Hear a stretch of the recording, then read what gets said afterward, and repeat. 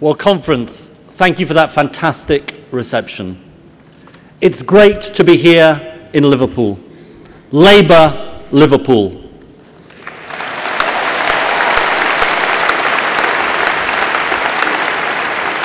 A generation ago, a Labour leader came to our conference to condemn the behaviour of a Labour council in Liverpool.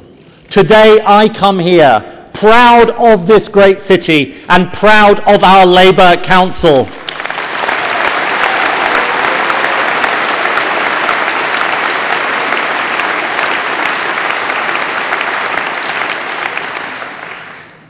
Conference, it's been a busy year for me. There's one person I want to thank more than any other for her love, for her support, for her encouragement, my wife Justine.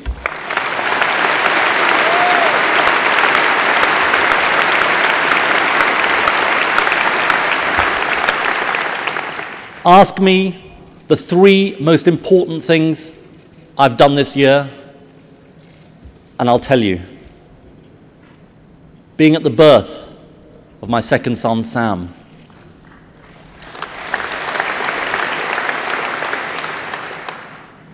Then getting married.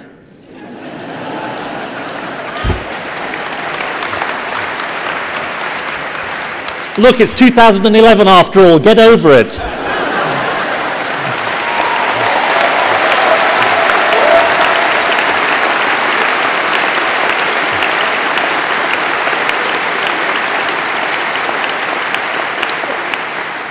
And starting to tell Daniel, my older son, the stories my dad used to tell me. My kids, Daniel and Sam, a new generation of Miliband brothers.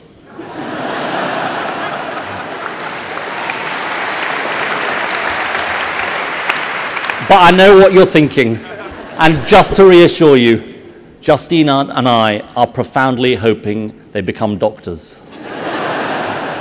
And of course, one other big event happened in my life this year, the one the media was most interested in, my nose job.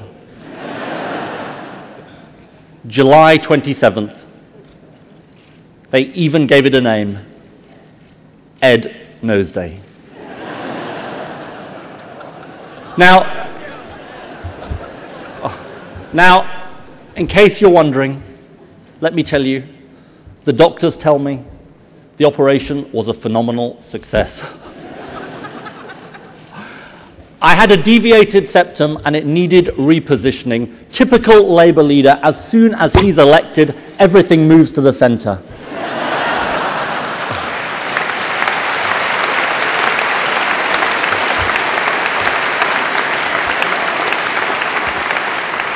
Conference, a year ago I was elected your leader, and I want to thank one colleague in particular for her support during that time, for her help, for her advice, for her encouragement, and for her commitment to the values of equality and social justice, our fantastic Deputy Leader, Harriet Harman.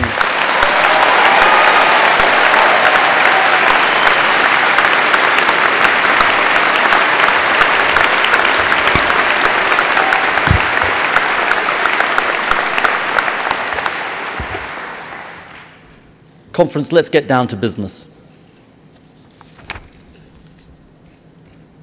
This is a dangerous time for Britain and a dangerous time for Britain's economy. The government's austerity plan is failing. You can sense the fear people have as we watch the economic crisis that stalked our country in 2008 threaten to return. Stock markets round the world falling. The United States in difficulty, the Eurozone facing challenges, and people in Britain losing their jobs. Now is not the time for the same old answers.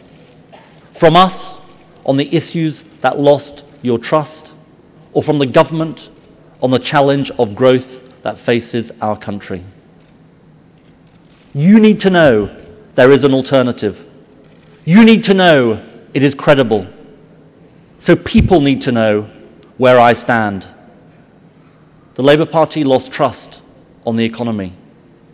I am determined we restore your trust in us on the economy.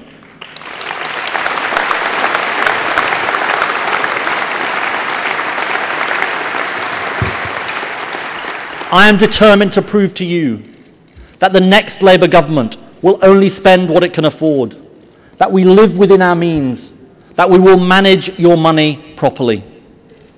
As someone who believes in the power of government, I know I have a special responsibility to make sure that every pound of taxpayers' money is spent wisely.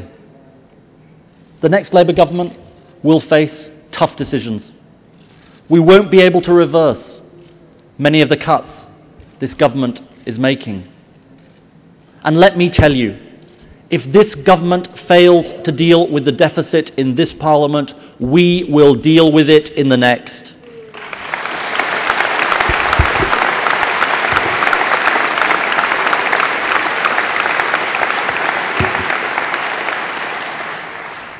It's why we will set new fiscal rules to bind the next Labour government to a disciplined approach. And it's right, as a down payment, to tell you that every penny of the money raised from the sale of bank shares will be used to pay down the debt.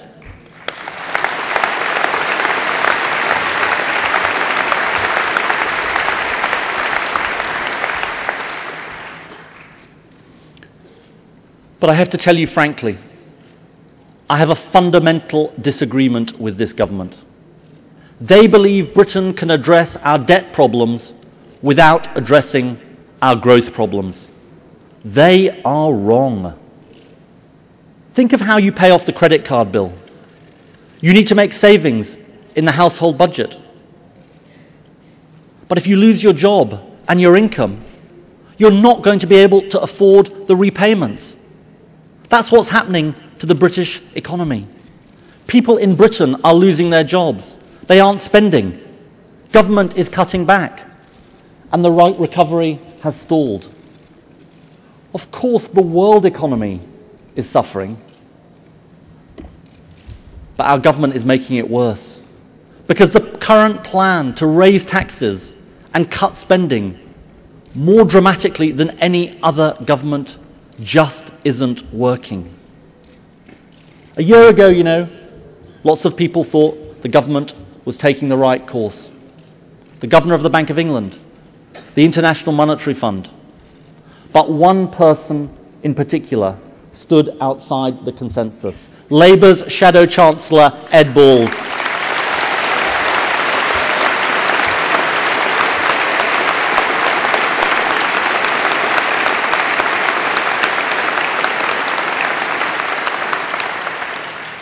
He was right, but he's not interested in being proved right, and nor am I. I'm interested in the government doing the right thing by the British people. So there is a big choice facing the country, whether to stick to the current plan or to change course. There is an alternative for Britain and other countries to get together and work to get growth going across the world, to cut VAT in Britain, and to levy a bank bonus tax to put the young unemployed back to work.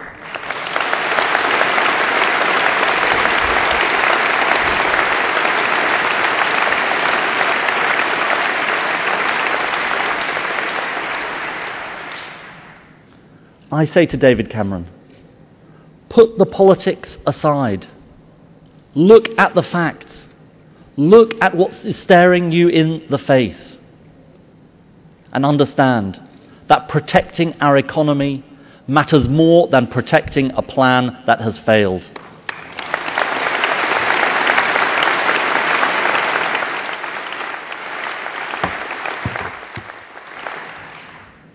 So I'm going to tell it straight. And that's the lesson I've learnt about this job and myself over the past 12 months. To be true to myself, my instincts, my values, to take risks in the pursuit of that, and to stand up for what is right. The moment it came home to me most was when I heard the terrible news that Millie Dowler's phone had been hacked. Someone had hacked into the voicemails of a missing teenager, deleted her messages, and given her parents false hope. What kind of country had we become? As Justine said to me that morning, it was sick that somebody could do that. That's why I had to speak out. And I knew when I said what I did that I was breaking rule number 1 of British politics. Don't mess with Rupert Murdoch.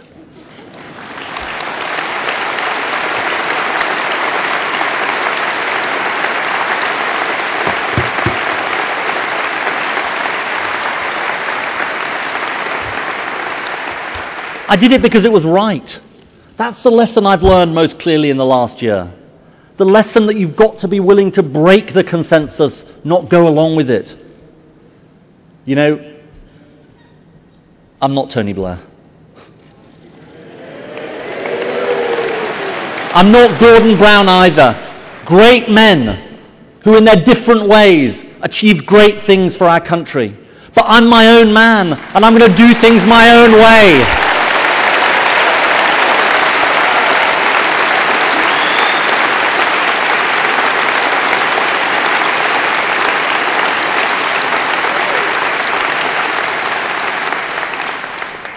That is what it means to lead. And I know this.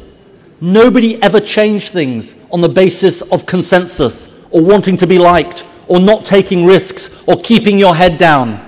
It's a lesson for me, and it's a lesson for my party too. Don't believe this stuff, that it's governments that lose elections rather than oppositions winning them. It sounds to me too much like a consolation prize for opposition leaders who lose elections. I'm not interested in consolation prizes. I'm interested in winning back the trust of the British people and winning the next general election.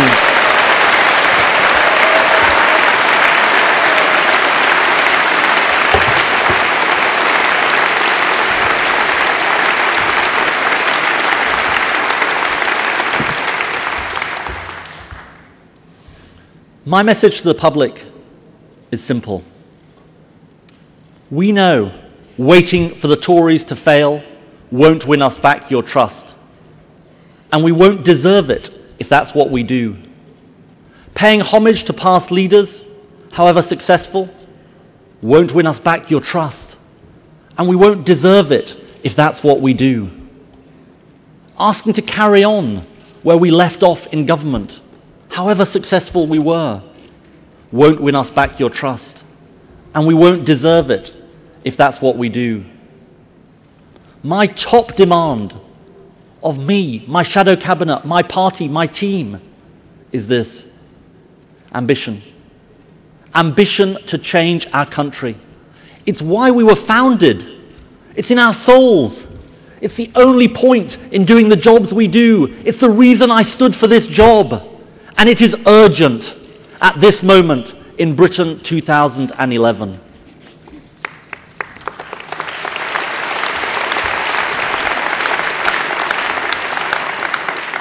You know, in every generation, there comes a moment when we need to change the way we do things. This is one of those moments. And I believe from my conversations with you, the British people, over the last year, you know it too.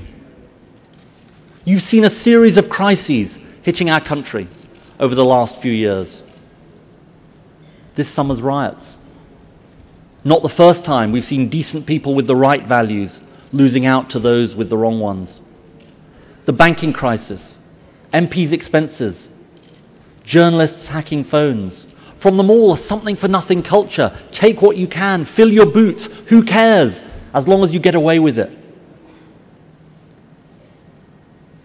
And these are just the noisy scandals that get the front pages.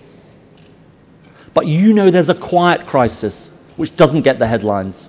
It's about the people who don't make a fuss, who don't hack phones, loot shops, fiddle their expenses, earn telephone number salaries in banks.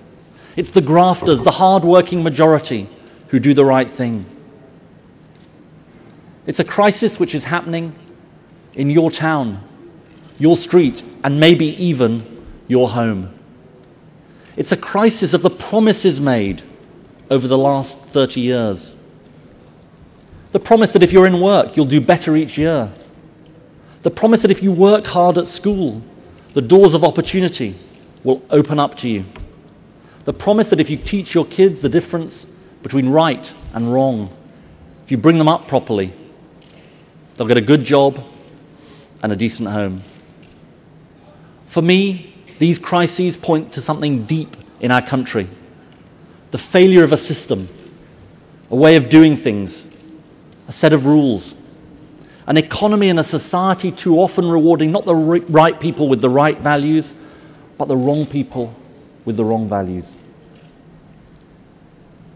So the task of leadership in this generation is no ordinary task. It is to chart a new course and to strike a new bargain for our country. And that's what I want to talk to you about today. Let's be clear about one thing right from the off. The problem is not the people of Britain. I saw it when I met our troops in Afghanistan this year. Brave men and women called to serve our country. At this moment, as we meet in the comfort of this hall, hundreds, thousands of them are risking their lives for us. In harm's way, so far from home. We should think of them today and every day. Let's all thank them and acknowledge the heroism they show on behalf of our country.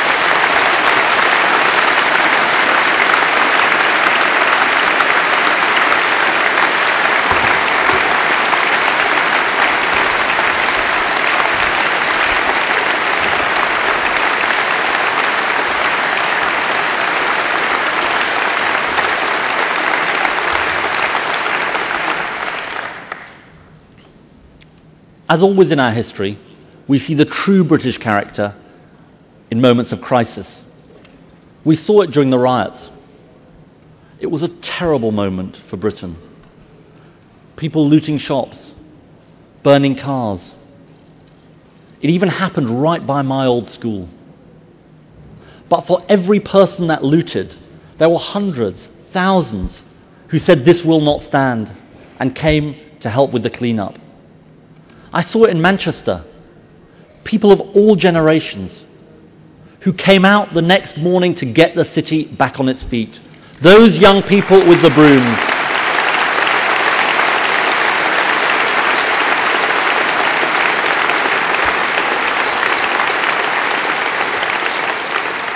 Those young people with the brooms who join us at conference today.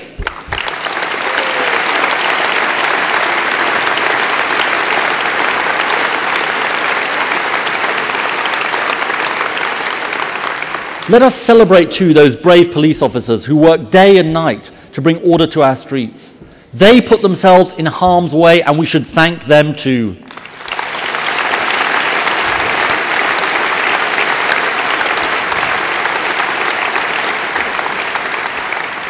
Citizens and public servants alike, they are the true face of Britain. Theirs are the true values of Britain. And when we talk about the places where the riots happened, let's remember, the vast majority of people who live there are decent, law-abiding, community-spirited. Of course we must punish those who did wrong, but I'm not with the Prime Minister.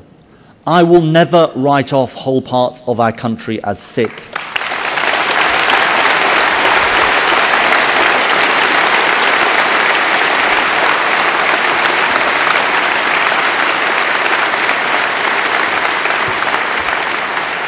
So we are not people. We are not a country of bad people, but great people. Great people in a great country, ready to celebrate the Olympics next year. Olympic Britain 2012, ready to light up the world.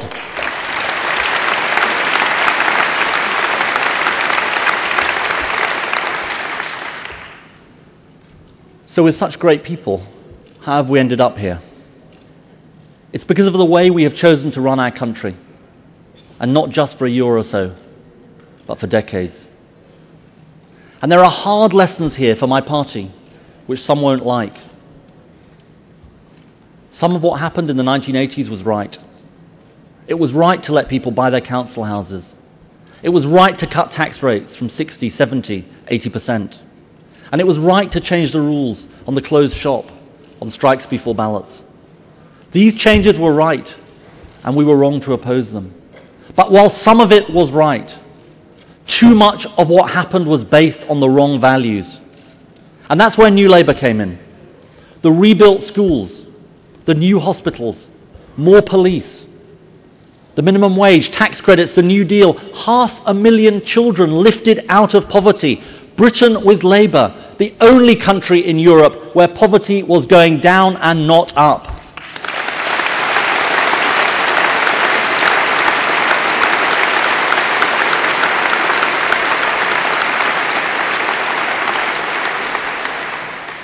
My party is proud of that record, and so am I. But good times did not mean we had a good economic system. We changed the fabric of our country, but we did not do enough to change the values of our economy.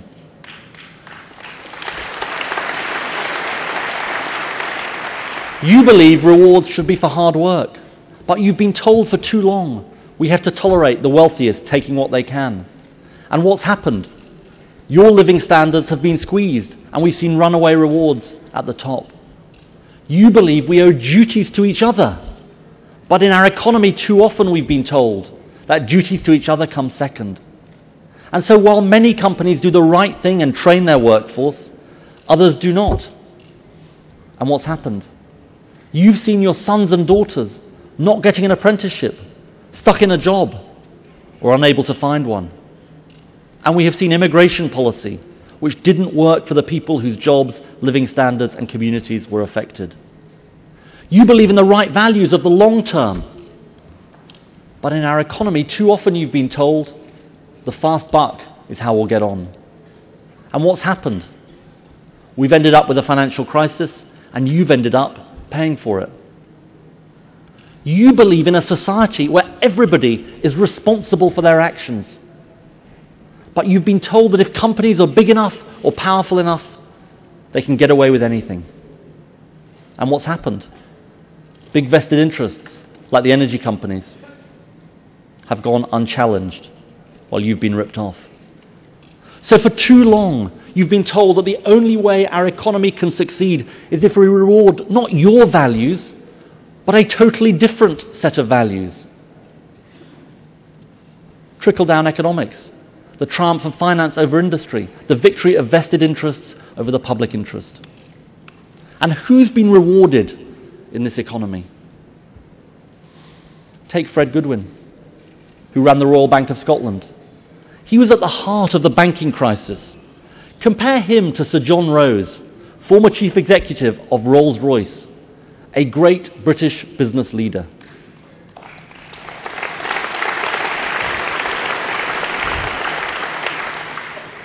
Creating wealth and keeping jobs in this country. He is the true face of British business. The vast majority of our businesses that have the right values and do the right thing. Rooted in their communities, committed to their workforce, and creating real, lasting value. But at the time of the financial crisis, Fred Goodwin was paid over 3 times more than Sir John Rose. I tell you something, conference. Fred Goodwin shouldn't have got that salary. And I'll tell you something else. We shouldn't have given Sir Fred Goodwin, that knighthood either.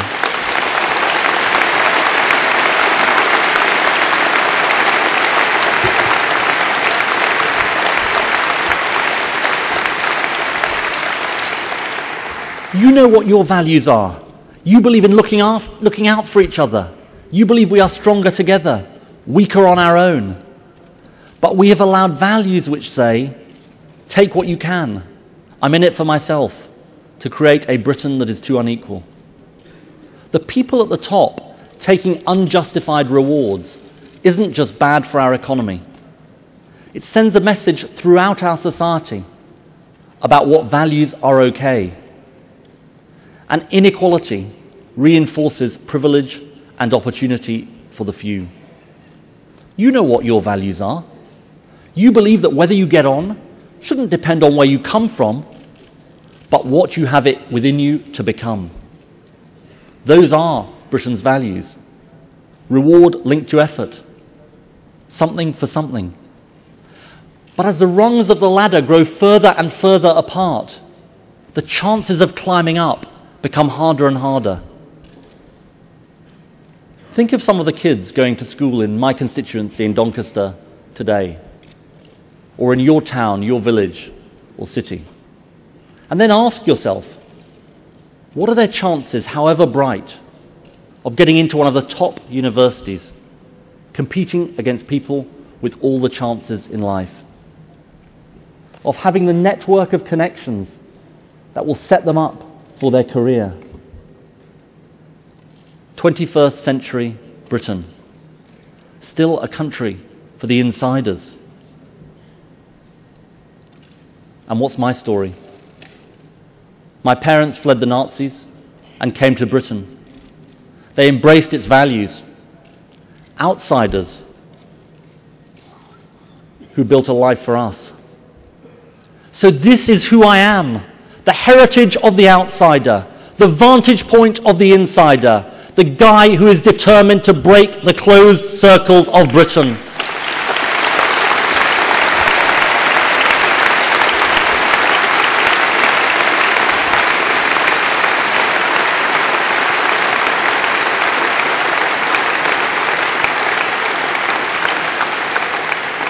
And as young people confront the choices they have in life, they see routes to success today too often based on the wrong set of values.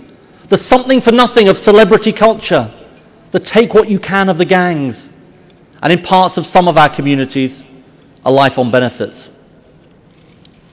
You know what your values are, but they are not the values being rewarded in our benefit system. We must never excuse people who cheat the welfare system.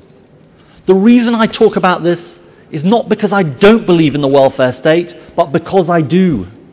We can never protect and renew it if people believe it's just not fair, if it's too easy not to work, and there are people taking something for nothing.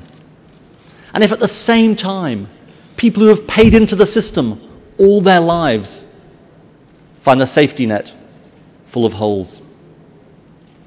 No wonder people are angry. It's my job. It's our job. It's our party's mission to say no more. It's all got to change. We need a new bargain based on Britain's values. Britain's values in our economy, society, and the way our country is run. So let's confront head-on the big challenge we face of building a new bargain in our economy, built on values of hard work, something for something, in it for the long term. We need a new era of wealth creation in this country, but it will not happen with the old set of rules. And we can't spend our way to a new economy either. We're competing not just with Germany and France, but with China, India, and Brazil. Now, don't believe those who would tell you that the kind of economy we have now will help us compete in the world. We can't pay our way as a country unless we invent things, make things, and sell real services and products.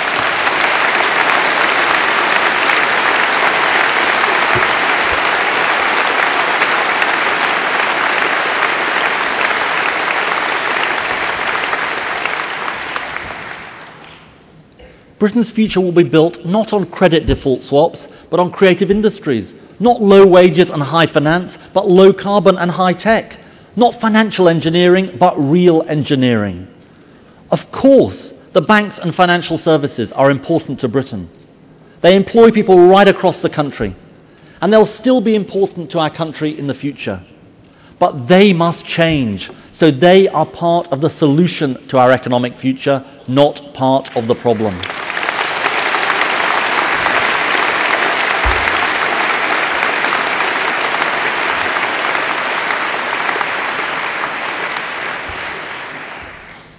Now, you've been told that all growth is the same.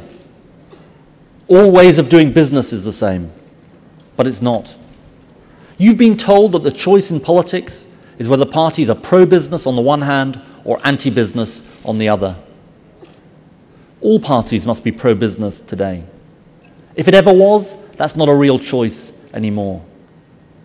But let me tell you what the 21st century choice is. Are you on the side of the wealth creators or the asset strippers? The producers or the predators? Producers train, invest, invent, sell.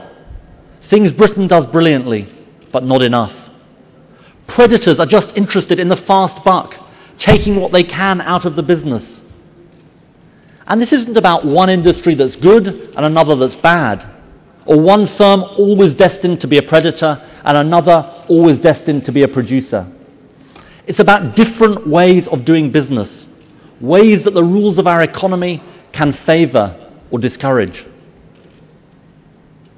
Look at what a private equity firm, Southern Cross, did to our care homes. Stripping assets for a quick buck and treating tens of thousands of elderly people like they were commodities to be bought and sold.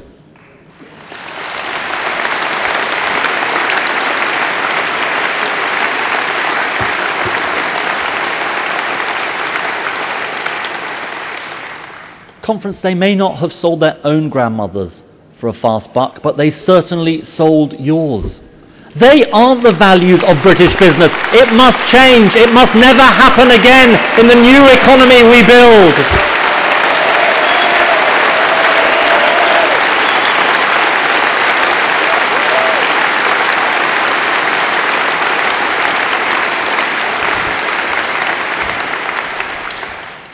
We must learn the lesson that growth is built on sand if it comes from our predators and not our producers.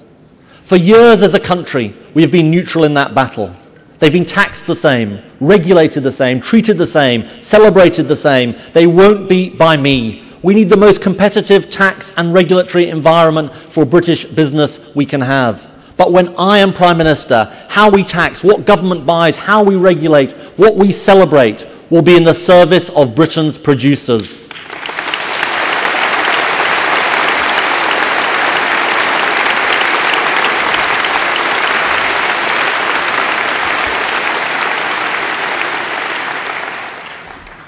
And as some no doubt will, don't let anyone convince you that this is an anti-business choice.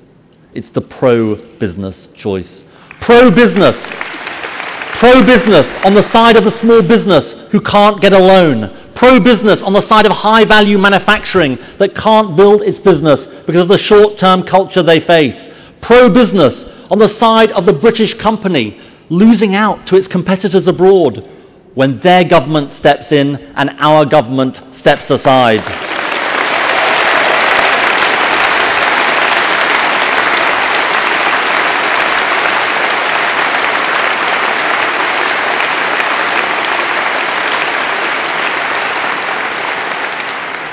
And that includes companies like Bombardier and BAE Systems being sold down the river by this government.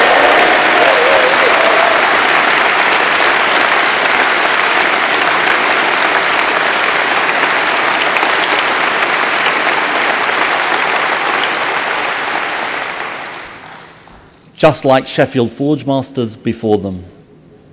And having Nick Clegg as the local MP didn't seem to help much, did it? Actually, you know, the boundary review means that his seat's going to be represented by a Tory after the next election. So there's no change there then.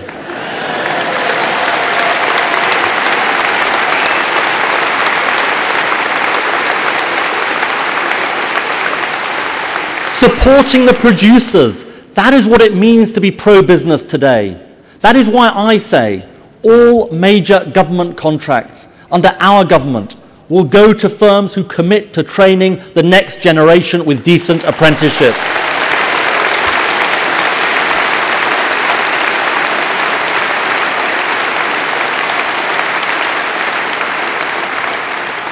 And it's also why I say the new bargain in our economy must be built on cooperation, not conflict. Raising productivity, working together, helping firms to compete. That is the most important for future for trade unions in this country.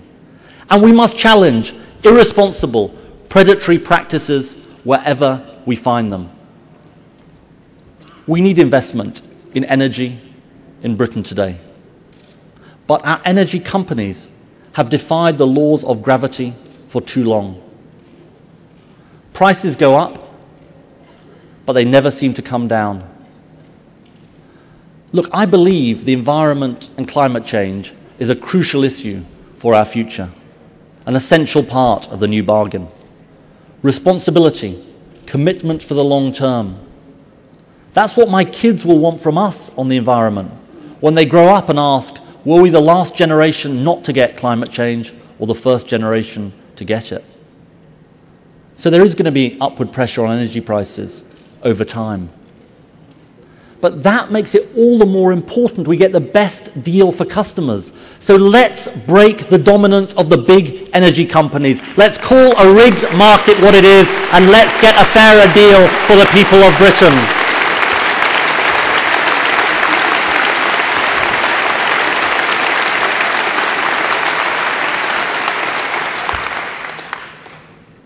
And as we challenge the predators, let's celebrate Britain's producers, wherever we find them. If people make money and profit through hard work, hard graft, something for something, let's praise them. And let me tell you what I think one of the problems is with these Tories. They don't actually understand who the real wealth creators of a country are, or the values our economy needs to succeed. You know, sometimes to listen to them, you'd think that CEOs and executives are the only people who create wealth. Of course, great business leaders make a huge difference to our country, and I applaud them. But the small businesses that are the lifeblood of our economy are also the wealth creators. The scientists and innovators are also our wealth creators. And the young apprentices are also the wealth creators. The wealth of our nation is built by the hands, not just of the elite few, but every man and woman who goes out and does a day's work.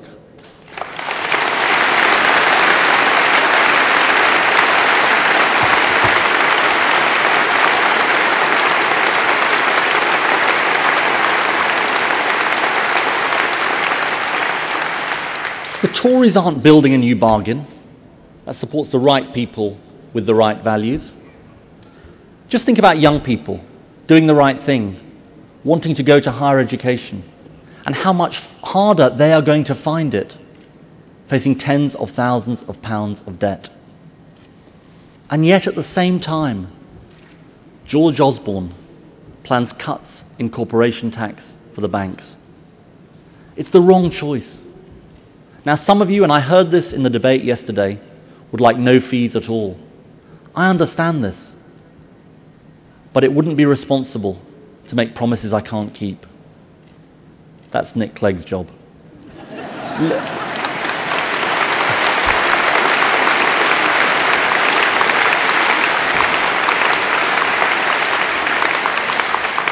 Let me tell you seriously what we would do.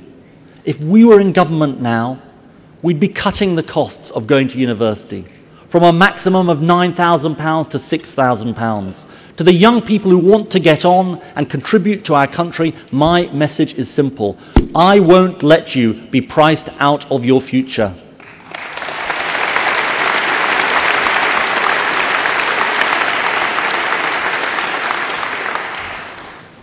We can't afford to carry on with so many young people locked out of opportunity. 3,000 of our brightest young people at state schools get the grades to go to our most competitive universities, but they never go. That can't be right. It creates a sense that there is no something for something deal in our society for them.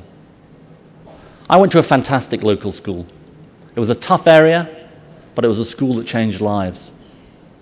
But the truth is that the problem in some of our schools is not just investment. It's also about values. of bright children held back when aspirations are low, or when closed circles at the top of society shut them out. Do you know that in any 1 year, more than a quarter of our schools don't even send 5 kids to the 30 most competitive universities? Is anyone seriously telling me that there aren't pupils at those schools who are good enough to go? It's got to change, and we will change it.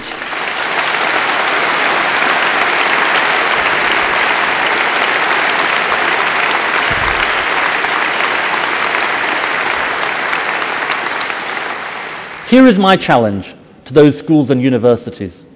Raise your game. To the schools not doing enough, I say lift your ambition, lift your sights. To the universities not opening up, I say open your eyes, open your doors. Say to the very brightest children at every school, if you get the grades, you'll get a place.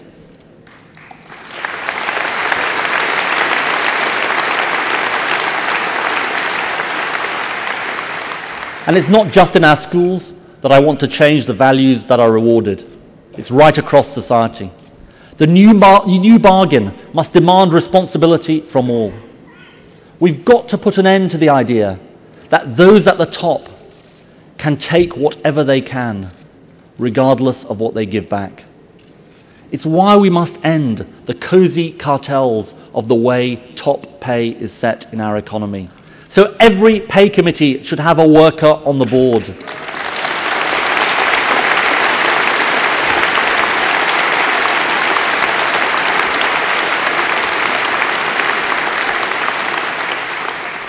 And the something for something deal requires that sacrifice, as well as prosperity, is fairly shared.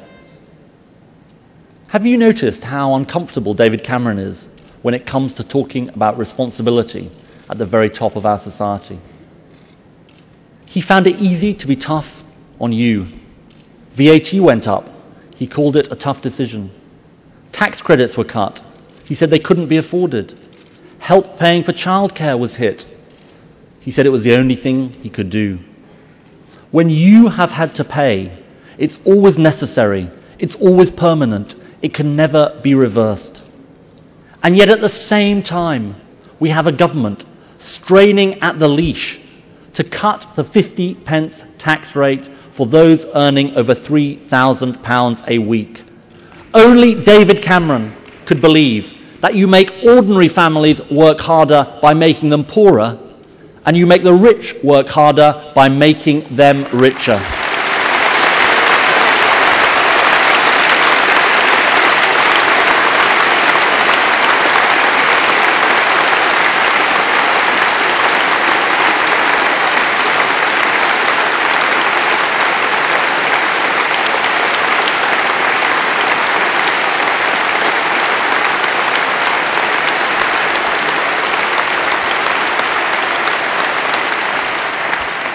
It's wrong. It's the wrong priority. It's based on the wrong values. How dare they say we're all in it together?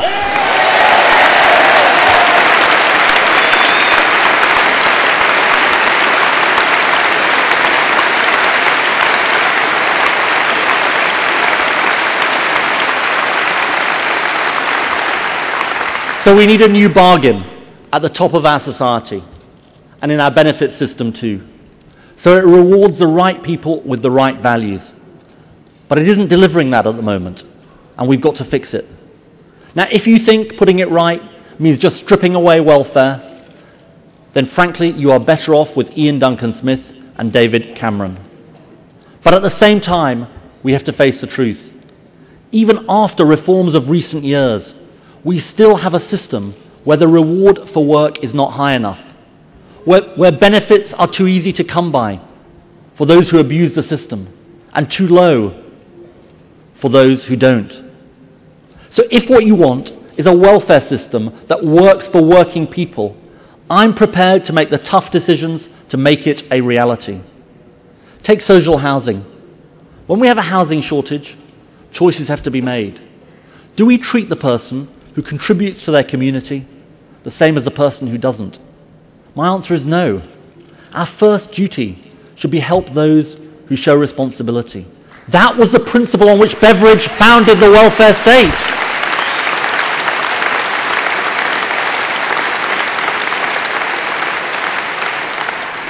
And I say every council should recognise the contribution people are making. And you know, David Cameron likes to talk tough on welfare. But do you know who the biggest losers are from his changes? Time and again, it's in fact those who work hard and try to get on. It's the cancer patients who have worked all their lives but now lose their support. It's the couple who have put money aside and saved and now lose their tax credits. And it's the single mum working as a dinner lady who loses help with childcare. It's wrong, and we've got to change that too.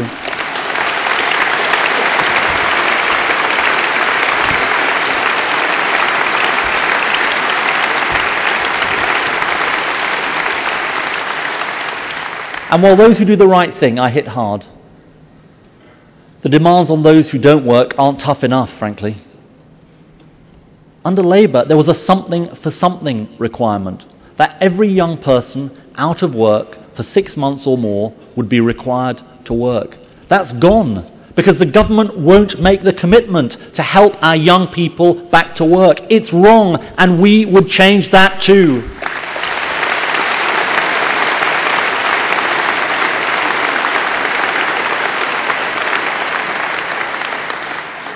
Decency, fairness, helping those who do the right thing. I believe in a benefit system with values, and I believe in the value of work. Labour, think about that word, the party of work. And under my leadership, we will make welfare work again in this country.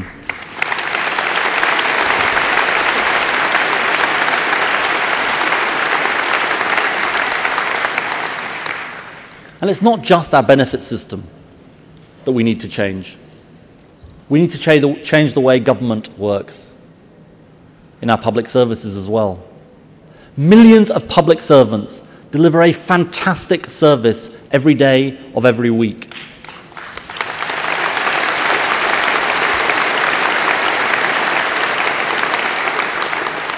But we all know that sometimes powerful organisations, out of the control of those workers often, can become unaccountable and work not in the interests of those who need them, but in their own interests.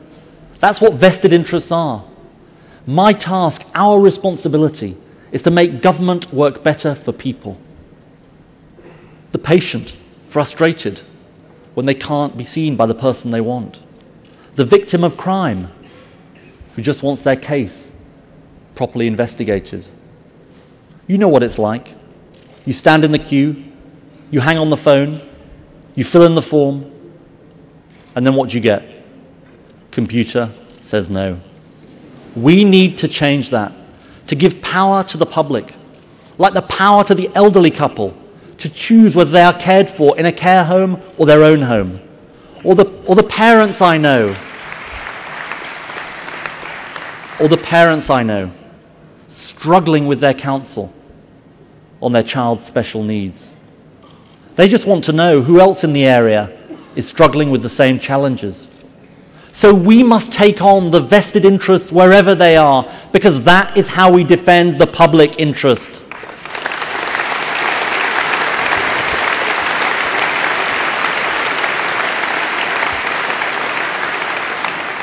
And there is no greater public interest than our National Health Service, cherished by all of us, founded by Labour, saved by Labour, and now defended by Labour against this government.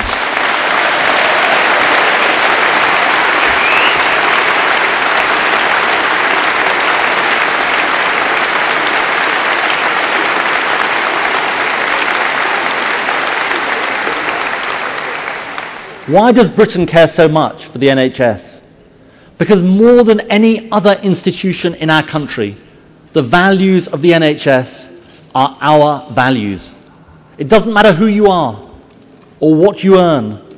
The NHS offers the highest quality care when you need it. I saw it this year with the birth of our son Sam. Like millions of other families, we had the best care from doctors and nurses.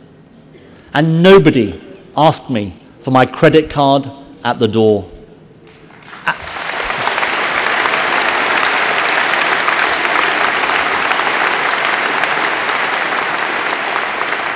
And when I look at everything this Tory government is doing, frankly, it's the NHS that shocks me the most. Why? Because David Cameron told us he was different. You remember the posters, the sound bites. David Cameron knew the British people did not trust the Tories with the NHS. So he told us he wasn't the usual type of Tory. And he asked for your trust. And then he got into Downing Street. And within a year, he'd gone back on every word he said. No more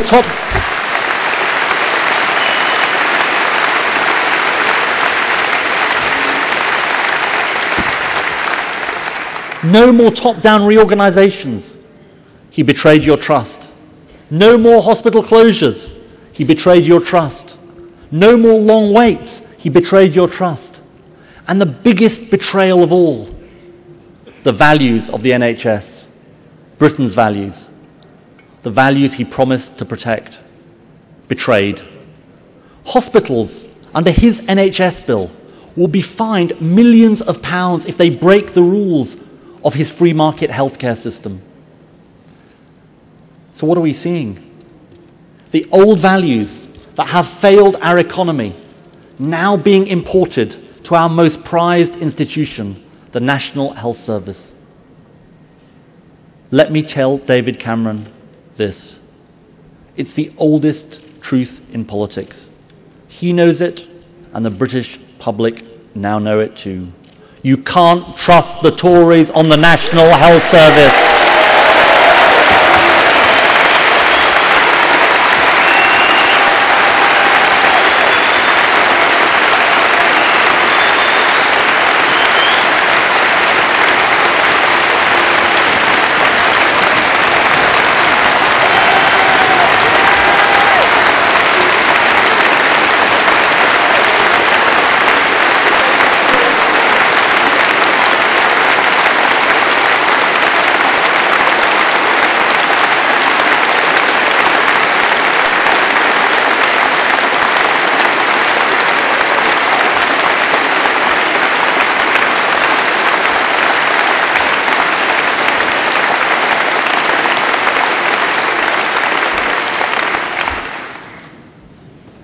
I'm not finished yet, in case you wondered. Let me tell the British people, if you want someone who will rip up the old rules so the country works for you, don't expect it from this Prime Minister. On the 50p tax rate, on the banks, on the closed circles of Britain, on the NHS, on welfare, he's not about a new set of rules, he's the last gasp of the old set of rules.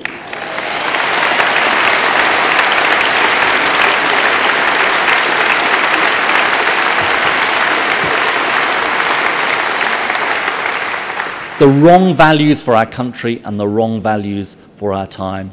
That's David Cameron. Now you know that Britain needs to change. Every day of your life seems like a tough fight. To make ends meet, to do the best by your kids, to look after your mum and dad. And it will be a tough fight to change Britain. But I'm up for the fight. The fight for a new bargain in our economy so that reward is linked to effort, a new bargain based on your values so we can pay our way in the world, a new bargain to ensure responsibility from top to bottom, and a new bargain to break open the closed circles and break up the vested interests that hold our country back.